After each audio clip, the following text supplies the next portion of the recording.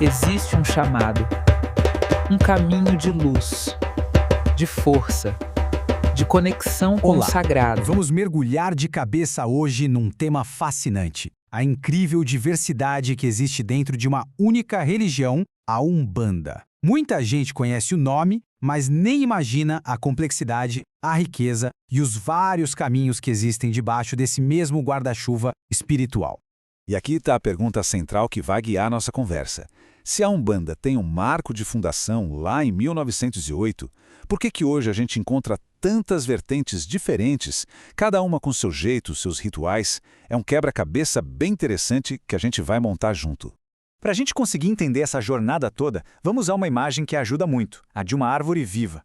Pensa só, a Umbanda começou com uma sementinha, mas com o tempo, dessa semente, brotaram galhos fortes, sabe?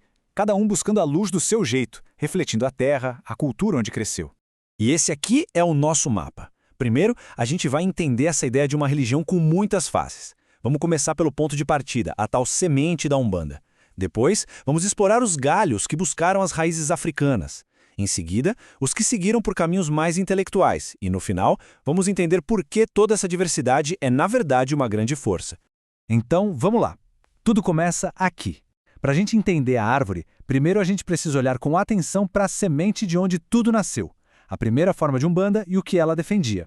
E essa semente tem nome, Umbanda Branca. Ela nasceu de uma necessidade muito real daquela época, a inclusão. Num tempo em que muita gente era barrada em centros espíritas, Zélio de Moraes, através do caboclo das 7 encruzilhadas, propôs uma religião de portas abertas. A ideia era unir a filosofia do espiritismo kardecista com a sabedoria dos espíritos de indígenas, os caboclos, e de africanos escravizados, os pretos velhos. E olha, isso tem data e local para acontecer.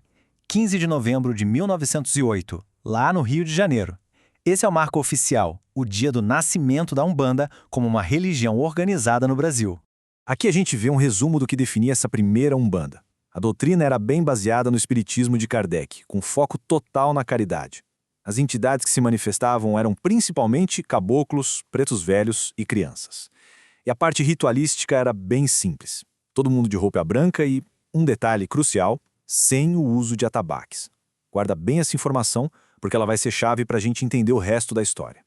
Bom, a partir dessa semente, os primeiros galhos fortes da nossa árvore começaram a crescer. E eles cresceram numa direção muito clara, de volta às raízes. Foi um movimento que veio de uma necessidade cultural e ancestral muito profunda. Essa frase aqui, resgate da ancestralidade africana, ela resume tudo. Foi a grande motivação por trás da Umbanda Omolocô, uma das primeiras e maiores ramificações. Existia um sentimento de que a Umbanda original estava ficando muito branca, se distanciando demais das suas raízes africanas. O que essa galera queria era resgatar, era reafirmar essa herança. E esse quadro aqui deixa as diferenças bem claras.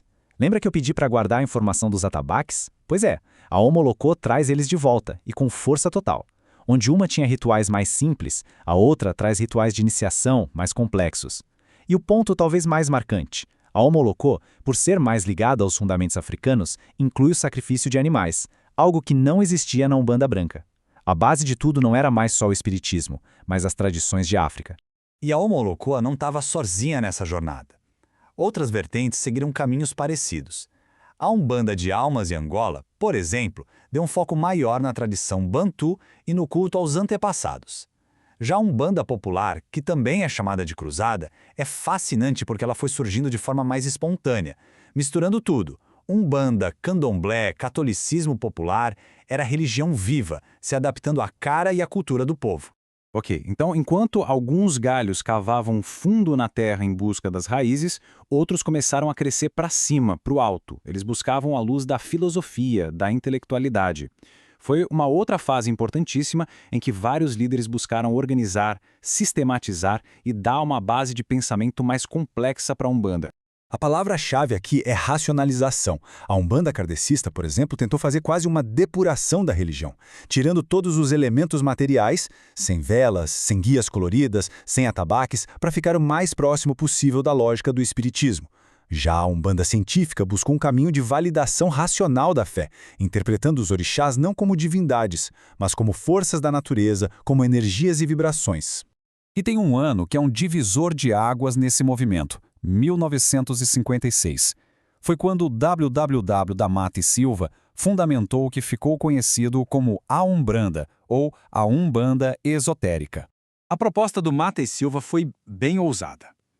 A ideia dele era elevar a Umbanda a um outro patamar filosófico, mais universal.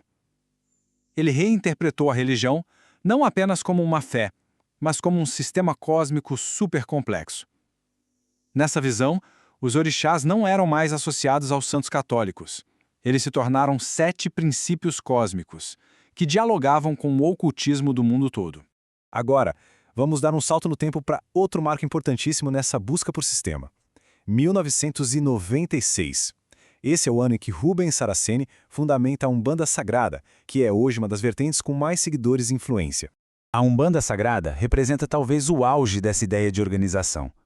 A motivação do Saraceni era muito clara: criar uma teologia completa para a Umbanda, um sistema de ensino estruturado.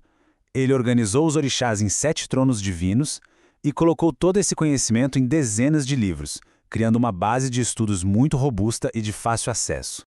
E é importante dizer que o Saraceni não foi o único. A segunda metade do século XX teve vários pensadores que se dedicaram a organizar a Umbanda. Teve o Carlos Bubi na Guaraciana, que organizou os orixás pelos elementos da natureza. O Nenéri dos Reis com a Umbanda dos 7 Raios, que pensou os orixás como frequências vibratórias. E o Rivas Neto com a Umbanda Iniciática, que criou uma estrutura bem formal de formação para os sacerdotes. Ufa! Depois de percorrer todos esses caminhos, a gente volta para a nossa imagem da árvore. O que antes talvez parecesse uma confusão, um emaranhado de galhos, agora a gente consegue ver na verdade como uma floresta rica, cheia de vida. E essa complexidade não é um problema, é a maior força da Umbanda. Essa linha do tempo resume nossa jornada perfeitamente. Dá para ver como a motivação principal por trás de cada nova vertente foi mudando com o tempo. Tudo começou com a necessidade de inclusão, lá em 1908. Depois, passou pela busca por ancestralidade, nos anos 50. Chegou à necessidade de organização, nos anos 70, e de uma teologia forte nos anos 90. E hoje vive um momento de integração com outras formas de espiritualidade. Então, a grande conclusão é esta. Toda essa diversidade da Umbanda não é um sinal de divisão ou de fraqueza. Muito pelo contrário, é a maior prova de que ela é uma tradição espiritual viva, pulsante. Uma religião que não ficou parada no tempo, mas que soube se adaptar, se recriar e responder às diferentes necessidades espirituais, culturais e intelectuais de seus fiéis por mais de um século. E isso, claro, nos deixa com uma pergunta para o futuro. Se a história da Umbanda é a de uma árvore que não para de crescer, a questão que fica no ar é: qual será o próximo galho a brotar? Que nova necessidade, espiritual, social, filosófica, vai dar origem à próxima face da Umbanda? A árvore continua crescendo. Se este conteúdo agregou valor ao seu conhecimento e à sua caminhada espiritual, considere apoiar este trabalho. Toda a arrecadação gerada aqui no canal será integralmente destinada à manutenção da Casa Espírita Xangô das Almas, contribuindo diretamente para a continuidade das atividades, atendimentos e obras espirituais realizadas com seriedade e caridade. Seu apoio faz a diferença. Deixe seu like, compartilhe este vídeo com quem possa se beneficiar. Inscreva-se no canal e ative o sino para não perder nenhum conteúdo. Gratidão pela sua presença e por fortalecer este propósito. Axé.